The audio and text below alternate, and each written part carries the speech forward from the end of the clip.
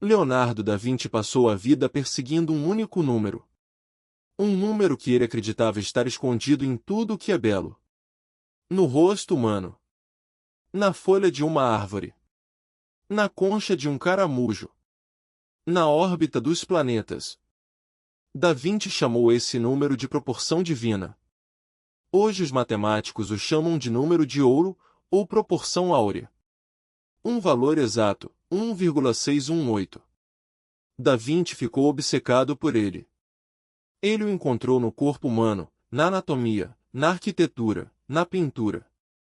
E chegou a uma conclusão perturbadora: essa proporção era perfeita demais, recorrente demais, para ter surgido por acaso. Era como se alguém tivesse assinado a criação com um código matemático. Mas o que quase ninguém percebe é que a Bíblia, séculos antes de Da Vinci, já afirmava exatamente isso sobre o mundo. No Salmo capítulo 139, versículo 14, o rei Davi escreveu: Eu te louvo porque de um modo assombroso e maravilhoso fui formado. Maravilhosas são as tuas obras. Davi não tinha régua, compasso ou microscópio. Mas ele intuiu o que Da Vinci tentaria provar com matemática 1500 anos depois, que a criação carrega uma ordem, uma beleza e um design que apontam para um autor. E aqui está o que torna essa história tão fascinante. Da Vinci não era um homem religioso no sentido comum da palavra.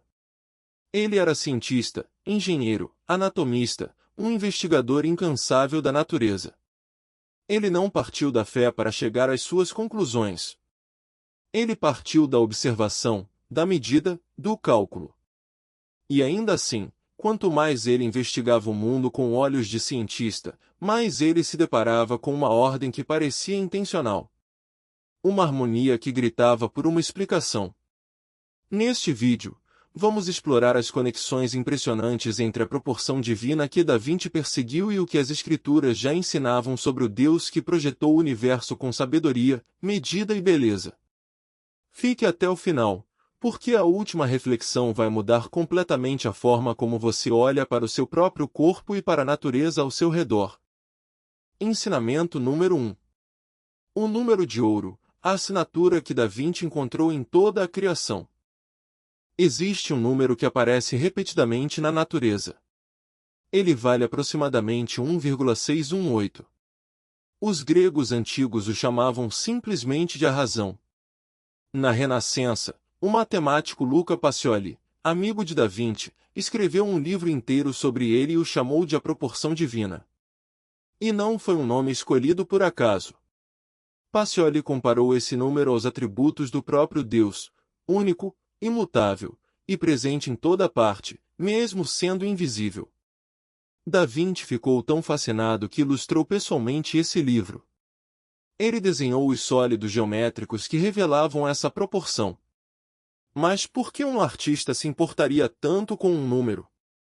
Por que Da Vinci descobriu que esse número não estava só na matemática abstrata? Ele estava vivo, presente, gravado na criação. Estava na espiral de uma concha. Na disposição das sementes de um girassol. Nos galhos de uma árvore. Nas proporções de um rosto belo. Da Vinci enxergou uma ordem oculta debaixo da aparente desordem do mundo. E essa ordem apontava para uma mente. Agora abra a Bíblia em Provérbios capítulo 3, versículo 19. O Senhor, com sabedoria, fundou a terra, com inteligência, estabeleceu os céus. A palavra usada ali é sabedoria. Não força bruta. Não acaso. Sabedoria. Uma inteligência que planeja, que mede, que ordena. Da Vinci não usou a linguagem da Bíblia. Ele usou a linguagem da geometria. Mas os dois chegaram à mesma intuição profunda, que existe uma inteligência por trás da beleza do mundo. Um código, uma assinatura, uma marca de quem projetou tudo. Pense por um instante no que isso significa. Um número simples, 1,618, surge de novo e de novo em coisas que não têm nenhuma ligação entre si. Numa concha do fundo do mar e num furacão a quilômetros de altura. Num rosto humano e na abertura de uma flor. Se fosse apenas uma coincidência, ela não se repetiria com tanta constância. Foi isso que impressionou Da Vinci. Não a beleza isolada de uma coisa, mas a repetição do mesmo padrão em coisas completamente diferentes. É como encontrar a mesma assinatura em quadros espalhados pelo mundo inteiro. A repetição denuncia a autoria. Para quem crê, aquele número que tanto encantou Da Vinci é apenas uma das muitas maneiras pelas quais a sabedoria do Criador se revela para quem tem olhos para enxergar. Ensinamento número 2. A espiral de Deus, de uma concha até uma galáxia inteira. Da Vinci desenhava conchas em seus cadernos com uma obsessão quase religiosa. Ele observou que a concha do Nautilus cresce em uma espiral perfeita. A cada volta, ela se expande exatamente na mesma proporção. É a chamada espiral áurea, governada pelo número de ouro. E o mais impressionante, essa mesma espiral está em toda parte na criação. Está no formato de um furacão visto do espaço. Está no modo como as pétalas de uma rosa se abrem. Está na disposição das sementes de um girassol, organizadas em espirais que otimizam cada milímetro de espaço. Está até nos braços de galáxias inteiras, girando no cosmos há bilhões de anos. Do menor caramujo à maior galáxia, o mesmo padrão se repete. Da Vinci percebeu isso e ficou maravilhado. Ele escreveu que a natureza nunca quebra suas próprias leis. Que existe uma coerência, uma constância, uma fidelidade na criação. Agora ouça o que a Bíblia diz em Jeremias capítulo 33, versículo 25. Assim diz o Senhor, se não fosse a minha aliança com o dia e com a noite, e se eu não tivesse estabelecido as leis dos céus e da terra. Deus fala de leis fixas que Ele mesmo estabeleceu para os céus e a terra. Leis que não mudam. Constantes que sustentam a ordem do universo. A ciência moderna chama isso de constantes físicas e matemáticas. A espiral que aparece na concha e na galáxia é uma dessas constâncias silenciosas. Da Vinci via nisso a prova de um design. Ele não conseguia aceitar que tanta ordem, repetida em escalas tão diferentes, fosse fruto do acaso. Há algo profundamente comovente nessa ideia. O menor dos animais marinhos, um caramujo que cabe na palma da sua mão, constrói sua casa seguindo a mesma lei matemática que rege objetos com bilhões de anos e milhões de anos-luz de tamanho.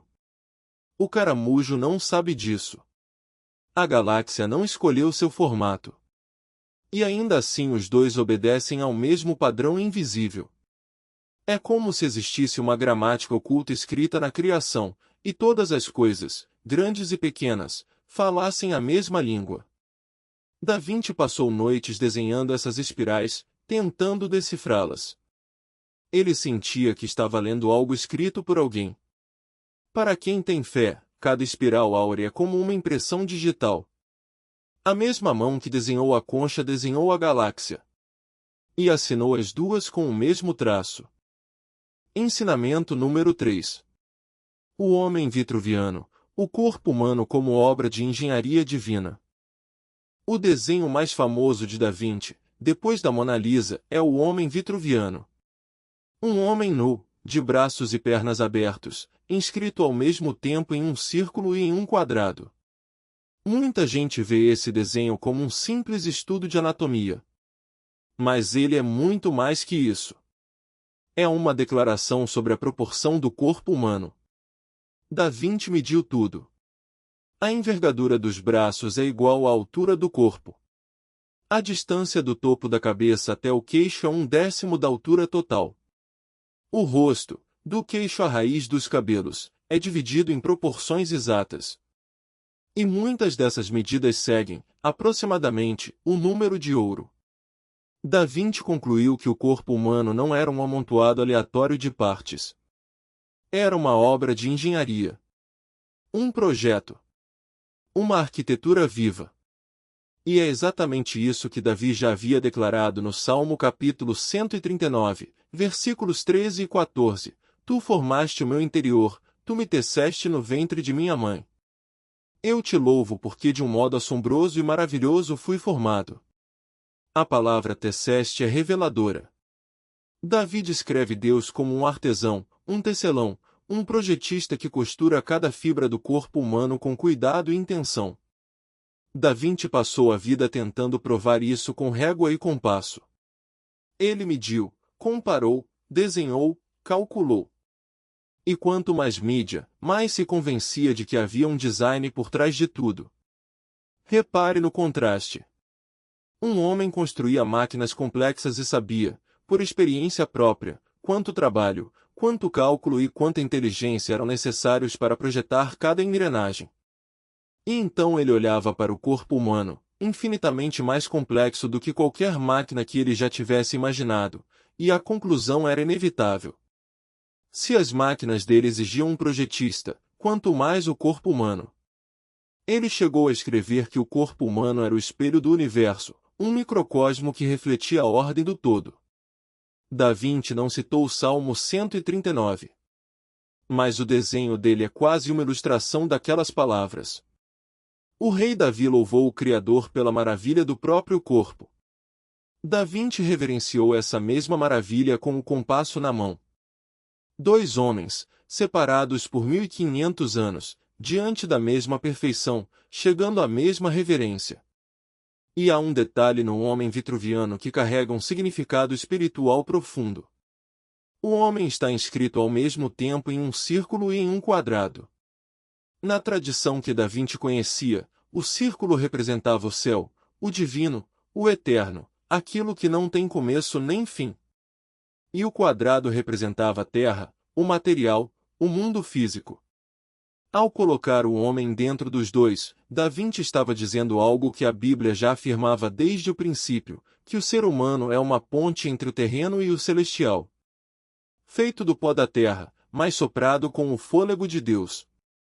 Como está em Gênesis capítulo 2, versículo 7, então formou o Senhor Deus o homem do pó da terra e soprou em suas narinas o fôlego da vida. O corpo é terra, é quadrado, é matéria. Mas dentro dele há algo do céu, algo do círculo, algo eterno. Da Vinci desenhou essa verdade sem nunca precisar escrevê-la. Ensinamento número 4. A beleza não é acaso, porque a ordem aponta para um projetista. Da Vinci fez uma pergunta que perseguiu filósofos por séculos. Por que certas coisas nos parecem belas? Por que um rosto simétrico nos atrai? Por que uma paisagem harmoniosa nos acalma? Por que um acorde musical nos emociona? Da Vinci acreditava que a beleza não era apenas gosto pessoal. Ele acreditava que a beleza tinha uma estrutura, uma matemática, uma lógica. E que essa lógica estava escondida na proporção. Quanto mais próximo do número de ouro, mais o olho humano percebia a harmonia. Ora, isso levanta uma pergunta profunda. Se a beleza tem uma estrutura matemática, quem a projetou? Quem decidiu que essa proporção específica seria a que nos toca a alma? A Bíblia responde de um jeito surpreendente em Eclesiastes capítulo 3, versículo 11. Tudo fez Deus formoso no seu devido tempo, também pôs a eternidade no coração do homem. Repare no que o texto diz. Deus fez tudo formoso, tudo belo. A beleza não é um acidente da matéria.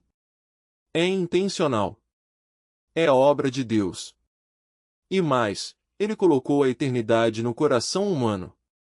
Existe algo dentro de nós que reconhece a beleza porque fomos feitos para ela. Da Vinci sentia isso de forma intensa. Ele dizia que a pintura era prima da natureza e neta de Deus. Uma frase impressionante para um homem de ciência. Ele reconhecia que a beleza que ele tentava capturar no quadro vinha de uma fonte maior do que ele mesmo. A ciência moderna confirma que preferimos rostos simétricos e padrões proporcionais, e ainda debate o porquê disso. Pense nisso. Por que o caos nos incomoda e a harmonia nos acalma? Por que uma música fora de tom nos irrita, e um pôr do sol bem composto nos faz respirar fundo? Se fossemos apenas matéria organizada por acaso, por que teríamos dentro de nós esse anseio por beleza e ordem? Um universo sem sentido não precisaria produzir seres que se emocionam diante da simetria de uma flor. Mas para quem crê, a resposta ressoa com Eclesiastes. Achamos belo o que reflete a ordem, porque fomos feitos por um Deus de ordem. A beleza é um sussurro da eternidade dentro de nós, lembrando que não viemos do caos, mas de um projeto. Ensinamento número 5. A sequência escondida na natureza, o padrão que governa as plantas. Existe uma sequência de números que fascina matemáticos até hoje. Ela começa com 1, 2, 3, 5, 8, 13, 21, e assim por diante. Cada número é a soma dos dois anteriores. Foi popularizada na Europa por um matemático medieval chamado Fibonacci. E o mais impressionante é que, quando você divide um número dessa sequência pelo anterior, o resultado se aproxima cada vez mais do número de ouro. Mas o que torna isso quase inacreditável é que essa sequência aparece por toda parte na natureza, sem que ninguém a tenha ensinado às plantas. Conte as pétalas de muitas flores e você encontrará esses números. Os lírios têm 3 pétalas. Muitos botões de ouro têm 5. Certas margaridas têm 13, 21 ou 34 pétalas. As espirais de um abacaxi, de uma pinha, de um girassol seguem esses mesmos números com precisão espantosa. Da Vinci observou a disposição das folhas ao redor do caule e percebeu que elas se organizavam em ângulos precisos, de modo que cada folha recebesse o máximo de luz sem sombrear a de baixo. Ele escreveu sobre isso em seus cadernos, maravilhado com a inteligência da natureza. Uma planta não sabe matemática. Não tem cérebro. Não faz cálculos. E ainda assim cresce seguindo um padrão matemático perfeito. De onde vem esse conhecimento embutido na semente? A Bíblia oferece uma resposta em Gênesis capítulo 1, versículo 11.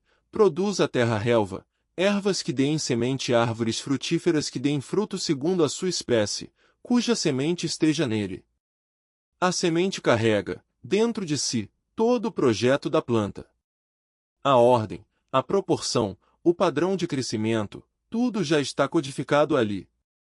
A ciência hoje chama isso de informação genética. A Bíblia chamou de segundo a sua espécie, com a semente dentro dela. E pense na profundidade disso.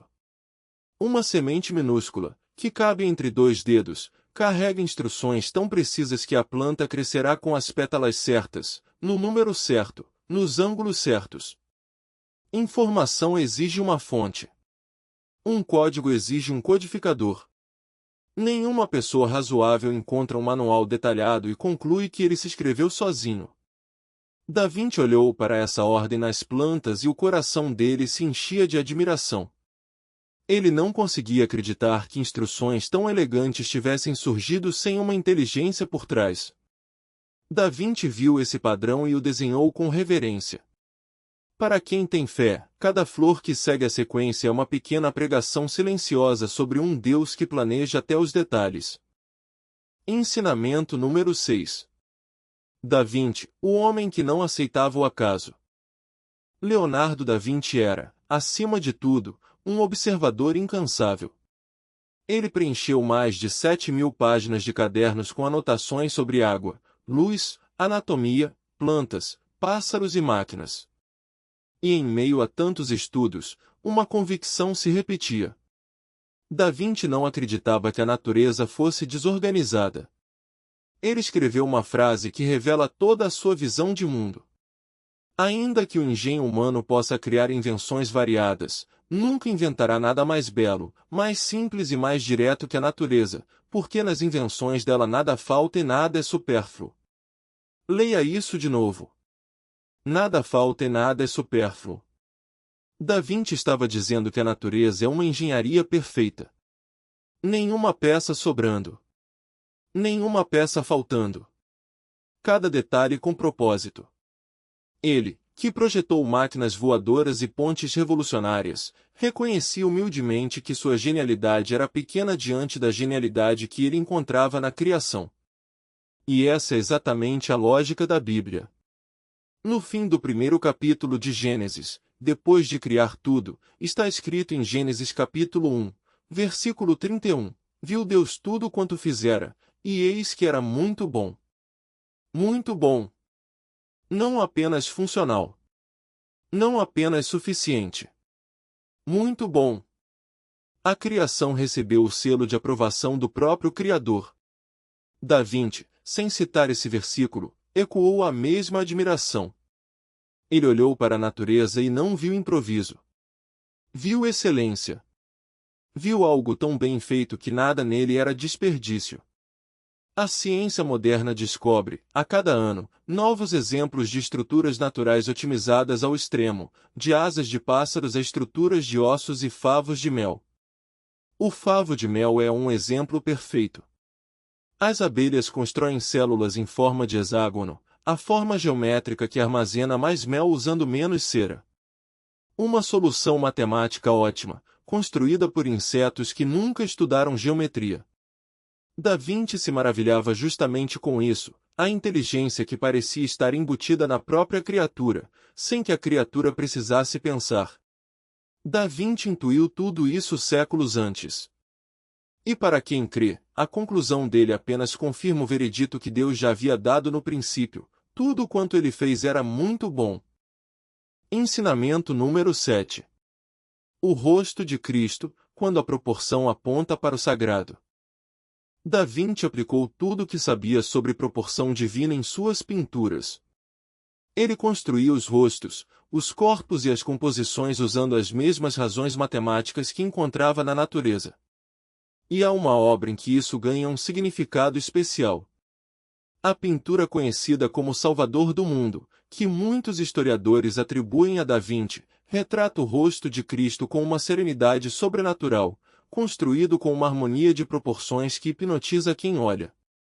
É como se Da Vinci tivesse reservado sua ciência mais refinada da beleza para retratar aquele que ele considerava o centro de tudo. E aqui chegamos à reflexão mais profunda deste vídeo. Da Vinci passou a vida procurando a proporção perfeita nas coisas criadas. Na concha, na flor, no corpo, no rosto humano. Mas a Bíblia aponta para algo ainda maior do que a criação. Ela aponta para aquele através de quem tudo foi criado. Em Colossenses capítulo 1, versículos 16 e 17, está escrito: porque nele foram criadas todas as coisas nos céus e na terra. Ele é antes de todas as coisas, e nele tudo subsiste. A palavra subsiste significa manter unido, manter em ordem. A Bíblia está dizendo que a mesma ordem, a mesma proporção, a mesma harmonia que Da Vinci encontrou na natureza, tem um nome e uma pessoa por trás dela. Cristo. Ele é a razão pela qual o universo faz sentido. Ele é a inteligência que sustenta cada espiral e cada semente. Da Vinci procurou a proporção divina nas obras. A Bíblia revela o autor da proporção divina.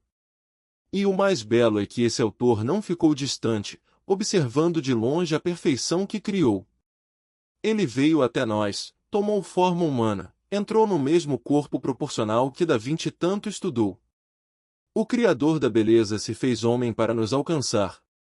E essa é a proporção mais divina de todas, o infinito se encaixando na medida de um coração humano. Leonardo da Vinci foi um dos maiores gênios que já viveram. Um homem que enxergava padrões onde os outros viam apenas paisagem. Ele perseguiu a proporção divina do começo ao fim da vida. E onde quer que olhasse, ele a encontrava. Na espiral de uma concha e nos braços de uma galáxia, o mesmo traço da mesma mão. No corpo humano, uma obra de engenharia que Davi já havia louvado no Salmo 139. Na beleza das coisas, um reflexo do Deus que fez tudo formoso, como diz Eclesiastes. Na sequência escondida nas flores, o projeto que já estava na semente desde Gênesis. Na perfeição da natureza, o eco do veredito divino, era muito bom. E no rosto de Cristo, o autor de toda a proporção, aquele em quem tudo subsiste. Da Vinci não escreveu a Bíblia. Ele não era teólogo. Mas quanto mais ele estudava a criação, mais perto ele chegava do Criador. Ele buscou o número de ouro com régua e compasso. A Bíblia oferece a chave que ele intuía: por trás de toda ordem, existe uma mente. Por trás de toda beleza, existe um autor. Por trás de toda proporção, existe um Deus que projetou você de um modo assombroso e maravilhoso. Talvez a maior lição de Da Vinci não esteja em nenhuma de suas pinturas, mas na reverência de um gênio que, diante da criação, reconheceu que havia algo maior do que ele. Da próxima vez que você olhar para uma flor, para uma concha, ou para o seu próprio reflexo no espelho, lembre-se, você está diante da assinatura de Deus. Se esse vídeo te fez enxergar a criação com outros olhos, deixe um amém nos comentários. Compartilhe com alguém que ama a arte, ciência ou a palavra de Deus. Inscreva-se no canal e ative o sininho para receber revelações bíblicas todos os dias. Que a paz do Senhor esteja com você. Até o próximo vídeo.